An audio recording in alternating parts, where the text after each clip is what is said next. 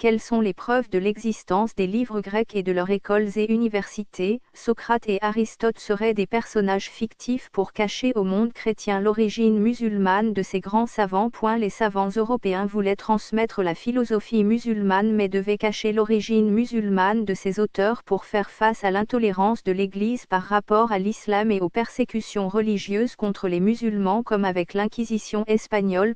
Le simple fait de posséder un livre écrit en langue arabe pouvait vous valoir la peine de mort, donc comment dans ces conditions avouer détenir un savoir hérité de l'islam?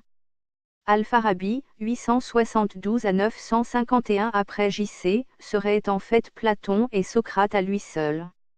Abu Nasr Muhammad al-Farabi, également connu en arabe sous le nom d'Al-Muallim al-Thani, le deuxième professeur serait à lui seul Aristote et Platon. Il est facilement l'un des plus grands philosophes du monde de tous les temps. Sa contribution à la pensée aristotélicienne et platonicienne est incommensurable et l'époque moderne doit beaucoup à ce savant d'Asie centrale. Il a contribué à la philosophie, les mathématiques, la musique et la métaphysique. Son travail en philosophie politique reste actuel et utile à toute l'humanité. Son livre le plus important sur la philosophie politique était Tar al-Madna al-Fila, les vues des gens de la ville vertueuse. Dans sa ville vertueuse, Al-Farabi cherche à établir une ville ou une nation basée sur la justice, tout comme la République de Platon, qui cherche le bonheur ultime de ses citoyens et qui est guidée par les vues éclairées de ses philosophes et la lumière de l'islam et du Coran.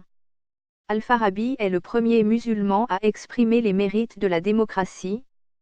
Pour quelqu'un qui prétend que l'islam et la démocratie sont compatibles, c'est très bien dans la nature d'une démocratie, ce qui est très positif.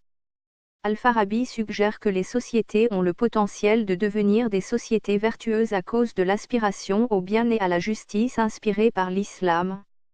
La lecture d'Al-Farabi est éclairante. Il ne pense pas seulement à la politique mais aussi à la réflexion sur soi-même.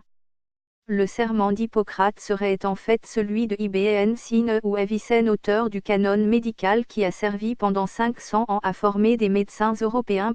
Par exemple, en regardant Wikipédia, on y apprend que le raffinage de pétrole a été créé par des Occidentaux, ce qui est complètement faux.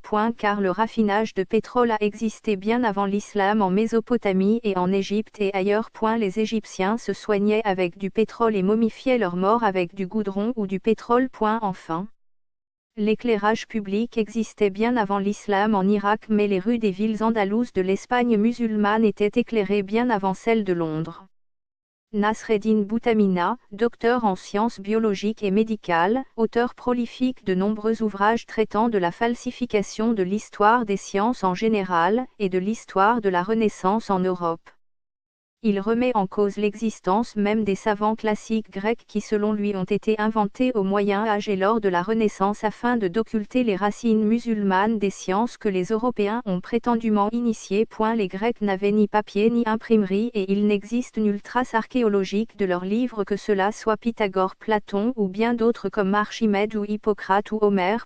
Les Médicis ont comploté avec le Vatican pour interdire la science et l'imprimerie dans les pays musulmans et ont organisé le plagiat des livres musulmans pour les attribuer à des Grecs ou des Européens.